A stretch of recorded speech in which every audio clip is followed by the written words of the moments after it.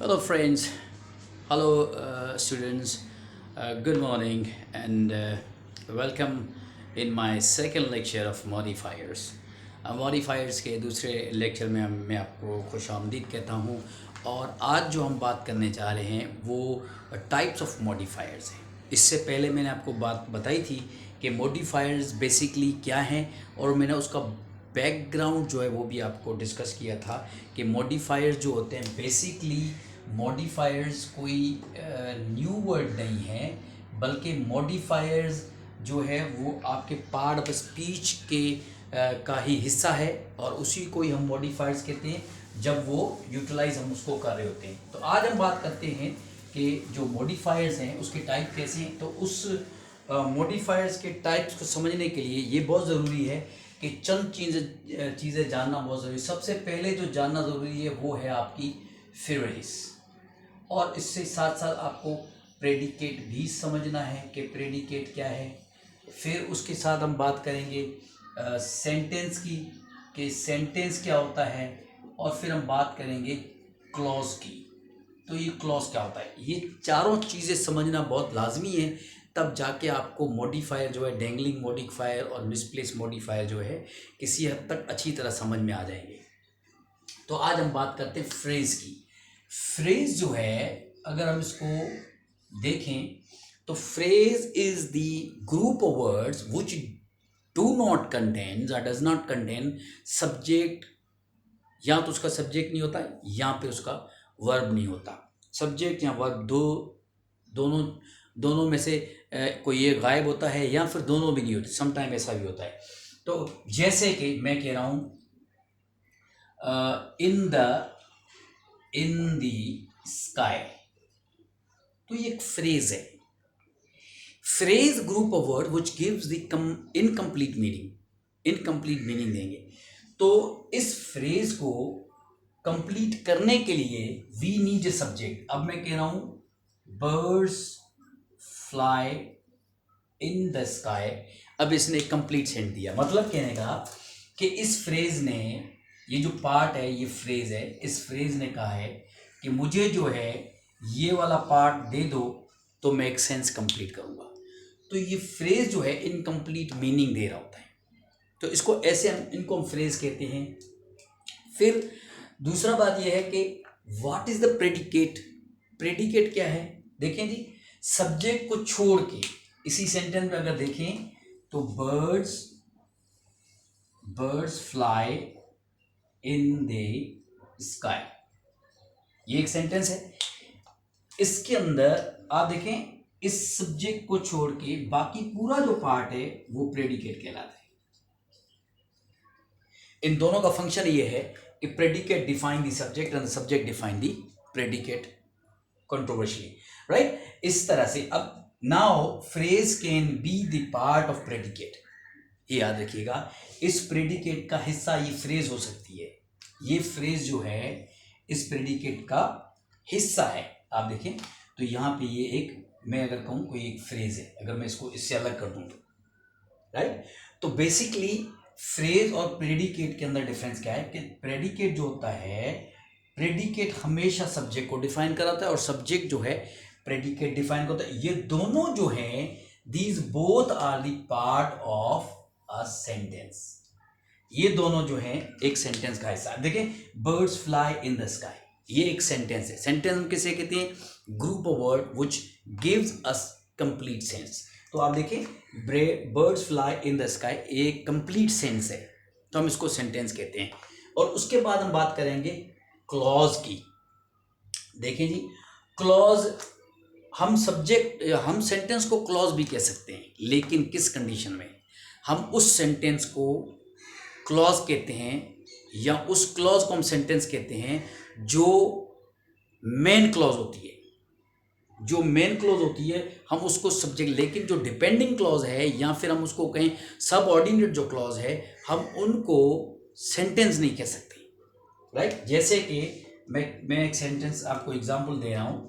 ये बात होगी फ्रेज की। फ्रेज के बाद हमने बात की प्रेडिकेट की। Predicate is the part of again of the sentence जो कि सब्जेक्ट को डिफाइन करता है, और subject is a part of sentence जो कि प्रेडिकेट को डिफाइन करता है। यहाँ तक बात थी। फ्रेज अगेन मैं बता रहा हूँ कि फ्रेज जो है प्रेडिकेट का पार्ट हो सकता है, and phrase again can be part of the sentence, क्योंकि सेंटेंस का अगर हिस्सा है तो predicate again is the part of sentence. तो सेंटेंस के अंदर सब्जेक्ट और वर्ब, सब्जेक्ट और प्रेडिकेट दोनों होंगे, और दोनों ये दोनों होते हैं, लेकिन इसको हम क्लॉज कह सकते हैं उस कंडीशन में जब ये मेन क्लॉज हो। हम इस सेंटेंस को क्लॉज कह सकते हैं, लेकिन फर्क ये है कि ये मेन क्लॉज होनी चाहिए। अब इसकी एग्जांपल मैं देने जा रहा हूं आपको।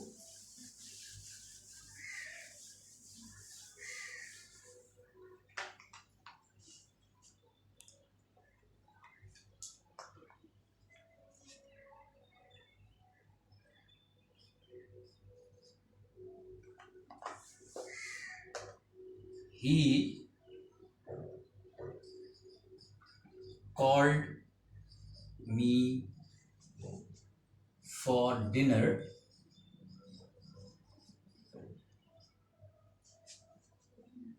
as he finished his study। अब देखें, ये दो सेंटेंस है, याद रखिएगा। जो कॉम्प्लेक्स सेंटेंस होता है उसको, उसके अंदर दो सेंटेंस, यानी कि एक मेन सेंटेंस होता है जिसको मेन क्लॉज भी कह सकते हैं, दूसरा जो सबऑर्डिनेट क्लॉज होती है। अब आप देखें तो जो दो क्लॉजेज होती है उनको कंजंक्शन जोड़ने का काम कर रहा होता है। तो मैं यहाँ कह सकता हूँ कि ये एक कंजंक्शन है, ये क्या है, कंजंक्शन है, और ये कंजंक्शन जो है इन दोनों को, ये एक अलग सेंटेंस है और ये एक अलग सेंटेंस है, ये अलग सेंटेंस है, दोनों अलग अलग है, इन दोनों को जोड़ने का काम किया है। अब सवाल ये है मेरा कि ये जो सेंटेंस है, he called me for dinner as he finished his studies, जैसे ही उसने अपनी स्टडी फिनिश की तो उसने मुझे डिनर के लिए बुलाया। अब देखें, ये इसको हम कहते हैं ये मेन क्लॉज, ये मेन क्लॉज है, और ये क्या है, सबऑर्डिनेट, सबऑर्डिनेट क्लॉज है, सबऑर्डिनेट, या फिर आप इसको कह सकते हैं डिपेंडिंग, डिपेंडिंग क्लॉज कह सकते हैं, ठीक है। इसी तरह इसको आप मेन क्लॉज भी कह सकते हैं, इसके साथ आप इसको इंडिपेंडेंट क्लॉज कह सकते हैं, इंडिपेंडेंट, इंडिपेंडेंट, इंडिपेंडेंट क्लॉज का मकसद है कि अगर मैं इस क्लॉज को इससे अलग करूं तो ये क्लॉज अपने आप रह सकती है, लेकिन ये क्लॉज उसके बगैर नहीं रह सकती। तो ये डिपेंडिंग क्लॉज है, इसके ऊपर डिपेंड कर, यानी ही कॉल्ड मी फॉर डिनर, उसने मुझे डिनर के लिए बुलाया एज ही फिनिश्ड स्टडी। मतलब अगर वो स्टडी फिनिश नहीं करता तो ऑब्वियसली वो उसको डिनर के लिए कॉल नहीं करता, यानी कि डिनर के लिए जो कॉल आई है वो उस कंडीशन में आई है जब उसकी स्टडी का काम फिनिश हुआ है। यानी ये जो काम है कॉल मी वाला, this function is depending on the finish off studies. जब उसने स्टडी फिनिश की तब उसने कॉल की, मतलब ये मेन क्लॉज है। अगर ये स्टडी फिनिश नहीं करता तो उसको डिनर के लिए कॉल नहीं आती। Very clear. तो आप इसको सेंटेंस कह सकते हैं एज, जैसे ही फिनिश्ड हिज स्टडीज, ये सेंटेंस हो सकता है, but this can not be a sentence. जैसे ही called me for dinner as, right, तो इसको हम सेंटेंस नहीं कह सकते। क्यों? क्योंकि सेंटेंस नहीं कह सकते, उसकी वजह यह है कि सेंटेंस के अंदर ये जो वर्ड है वो इसके साथ इसका ताल्लुक है, और ये एक आज़ाद सेंटेंस है, इंडिपेंडेंट है, इंडिपेंडेंट सेंटेंस है। इसके अंदर इसका अपना सब्जेक्ट है, तो इसके साथ साथ इसका अपना ये पूरा का पूरा क्या है, प्रेडिकेट का हिस्सा। मैंने आपको पहले ही बताया था कि सब्जेक्ट के अंदर सेंटेंस के अंदर सब्जेक्ट है, तो सब्जेक्ट के साथ साथ उसका जो है पूरा हिस्सा प्रेडिकेट कहलाएगा। तो ये प्रेडिकेट है, ये सब्जेक्ट है। अब इसके अंदर देखें तो ये एक सब्जेक्ट तो है, लेकिन this again can not B the part of the predicate. ये प्रेडिकेट का पार्ट नहीं हो सकता क्योंकि कंजंक्शन है, इसको हम हटा नहीं सकते। हाँ, अगर आप इसको हटाना चाहेंगे, अगर आप कहते हैं कि मुझे ये हटा देना है, तो फिर जो कंडीशन डिफरेंट हो जाए, फिर कॉमा आ जाएगा।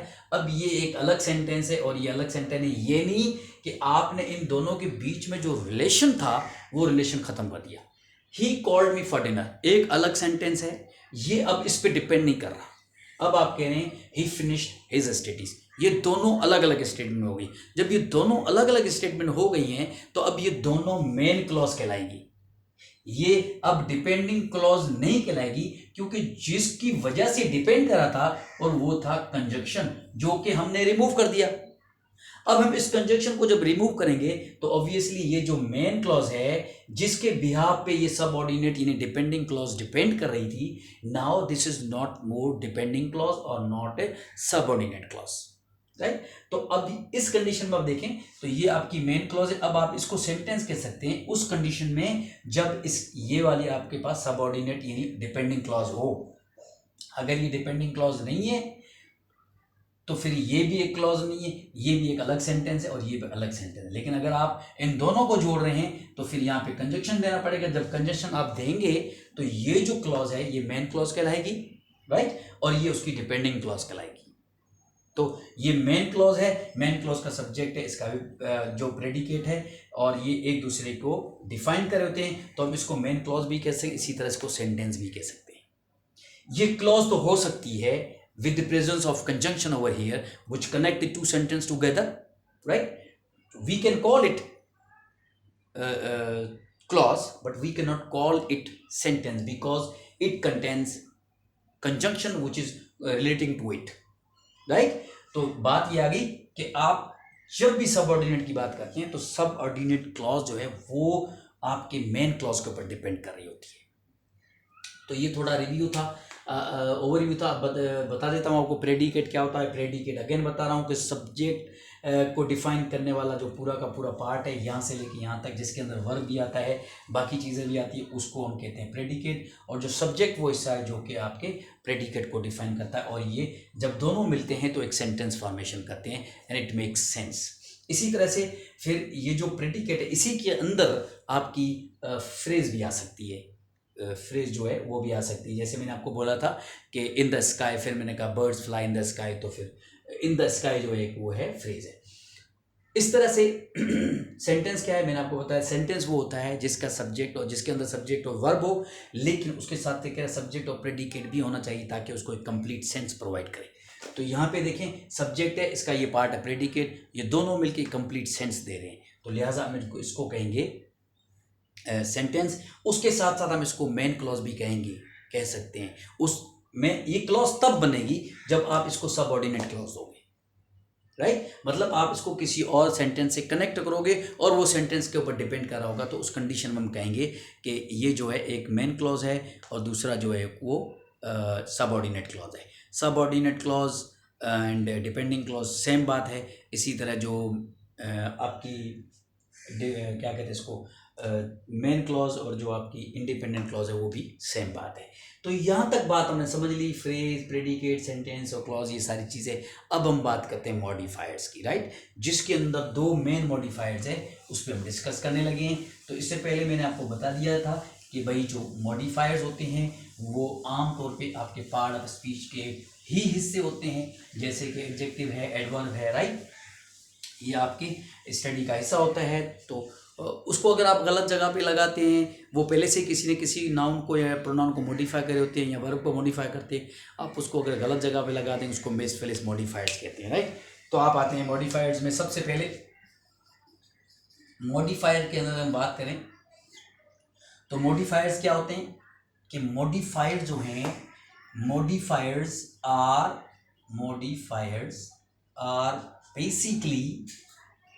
Basically part of speech which modify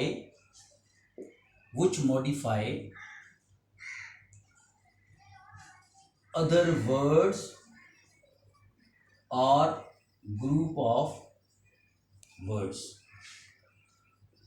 उसे हम कहते हैं मॉडिफायर्स। मिसाल के तौर पे मैं अगर आपको कहूं कि I lost my golden watch, ठीक है। दूसरी एग्जाम्पल मैं अगर लिख दूं I speak English I gradually speak English. ये दो सेंटेंस हैं जिनके अंदर हमने मॉडिफिकेशन हो रही है। देखें, अगर मैं कहूँ कि ये एक एडजेक्टिव है और ये इसका नाउन है, इसी तरह ये जो है एक एडवर्ब है और ये जो है इसका वर्ब है। अब हम बात करते हैं, देखें एडजेक्टिव में पहले भी बता चुका हूँ कि एडजेक्टिव वो वर्ड्स होते हैं जो नाउन को मॉडिफाई करते हैं। अब वो किस तरह कैसे मॉडिफाई करते हैं वो डिपेंड करता है एडजेक्टिव की टाइप्स पे, तो उस पर हम नहीं जाएंगे, जब वो उसकी क्लास होगी एडजेक्टिव की टाइप है तो उसमें आप देख लीजिएगा। आज हम ये बात करते हैं कि जो नाउन है उसकी क्वालिटी को डिफाइन करना, उसको मॉडिफाई करना एडजेक्टिव का काम होता है। तो एडजेक्टिव जो होती है बेसिकली वो नाउन को ही मॉडिफाई करती है। अगर नाउन नहीं है, नाउन का एग्जिस्टेंस नहीं है तो एडजेक्टिव नहीं है। भाई मैं अगर कह रहा हूँ I lost my golden watch, मेरे पास वॉच थी नहीं तो गोल्डन का एक ही, राइट। तो नाउन के बगैर एडजेक्टिव का होना बनता नहीं है, तो इसलिए हम कह रहे हैं तो जो एडजेक्टिव लगी हुई है, this adjective is modifying this watch, तो हम इसको कह सकते हैं मॉडिफायर। क्या कह सकते हैं इसको? मॉडिफायर। इसी तरह देखें, ये एक एडवर्ब है। एडवर्ब की मीनिंग आपको पता है कि adverb are those words which modifies verb, adjective and other adverb in the sentence. वो एडवर्ब जो होते हैं वो होते हैं जो एडजेक्टिव को, वर्ब को और दूसरे एडवर्ब को सेंटेंस के अंदर मॉडिफिकेशन करते हैं। तो आप देखें ये ग्रेजुअली है, ये स्पीक को मॉडिफाई कर रहा है, और ग्रेजुअली जो है ये एडवर्ब ऑफ फ्रीक्वेंसी है कि मैं जो बोलता हूँ, मेरी जो बोलने की फ्रीक्वेंसी है वो ग्रेजुअल है। ये नहीं मैं बड़ा स्लो बोलता हूँ, स्लो ग्रेजुअली बोलता हूँ मैं। तो ये जो वर्ड ग्रेजुअली है ये बेसिकली वर्ब स्पीक को मॉडिफाई करता है। तो ये जो है ये basically in the context of the grammar ये एक एडवर्ब है। लेकिन क्योंकि आप लोगों की, आप नर्सेज जो हो, जो बीएससी नर्सिंग कर रहे हैं, उनके ये करिकुलम का हिस्सा है मॉडिफायर्स, तो बेसिकली मॉडिफायर कोई नई चीज़ तो नहीं है, आप क्लास 7, 3, 4, 5 से पढ़ते हुए आ रहे हैं। तो ये जो एडवर्ब है ये अभी यहाँ पे मॉडिफायर है, इसको हम क्या कहते हैं? मॉडिफायर। इसने मॉडिफाई किया किसको? स्पीक को। स्पीक इज एक्शन, और वो एडवर्ब की क्वालिटी है कि एडवर्ब जो है वर्ब को मॉडिफाई करता, तो ये वर्ब है, इसको मॉडिफाई करा है। एक एडवर्ब की हैसियत से ये इस वर्ब को मॉडिफाई करा है। लेकिन ये आपकी ग्रेजुएशन स्टडी के अंदर आप इसको, इसी एडवर्ब को आप मॉडिफायर कहते हैं। ठीक है जी, तो ये बात थी। अब हम बात करते हैं कि आपके इसी कॉन्टेक्स्ट में मॉडिफायर्स की टाइप। सबसे पहले मॉडिफायर्स की टाइप जो है वो है मिसप्लेस्ड मॉडिफायर। मिसप्लेस का मकसद है गलत जगह पे रख देना। आप देखें, मैंने यहाँ पे सेंटेंस है I lost my golden watch. ठीक है जी, अब मैं लिख रहा हूँ, अब ये आपको पता है कि ये मॉडिफायर गोल्डन, ठीक है जी, और ये भी एक जो है मॉडिफायर्स हैं, मैंने आपको ये बात क्लियर कर दी। अब मैं इनकी मिसप्लेसिंग कर रहा हूँ। मैं लिख रहा हूँ आई lost golden my watch. I lost golden my watch. दूसरा मैं कह रहा हूं आई स्पीक ग्रेजुअली इंग्लिश। देखें, I lost golden my watch, I speak gradual English, दोनों sentence when you start reading them तो आपको ऑकवर्ड लगेगा। आप ये फील करेंगे बोलते हुए कि मेरे से कहीं गलती हुई है, साउंड इसका ठीक नहीं लग रहा। इसका जो फोनेटिक है वो आपको बता रहा है कि आपने कहीं मिस्टेक की। एक तो आप बोलेंगे तब भी आई lost golden my watch, very difference. इसी तरह से आप देखें, मैं अगर इसी सेंटेंस को रीराइट करता हूँ I lost my golden watch, दोनों में फर्क है। इसी तरह मैं कहूँ आई ग्रेजुअली स्पीक इंग्लिश, ये भी है, राइट। दोनों चीजें, अब आपको दोनों सेंटेंस पढ़ें तो आपको लग ऐसा रहेगा कि ये इनकरेक्ट है और ये वाला करेक्ट है। इसी तरह ये जो है इनकरेक्ट है तो ये आपको करेक्ट लगेगा। यानी कि ये जो ग्रेजुअली है इसकी एक्चुअली जगह ये है। इसी तरह ये गोल्डन है, इसकी एक्चुअली इसकी जगह ये है। आई लॉस्ट गोल्डन माई वॉच नहीं होगा, I lost my golden watch. Correct, incorrect, incorrect, correct. तो मिसप्लेस मॉडिफायर्स इसे कहते हैं। ठीक है जी। तो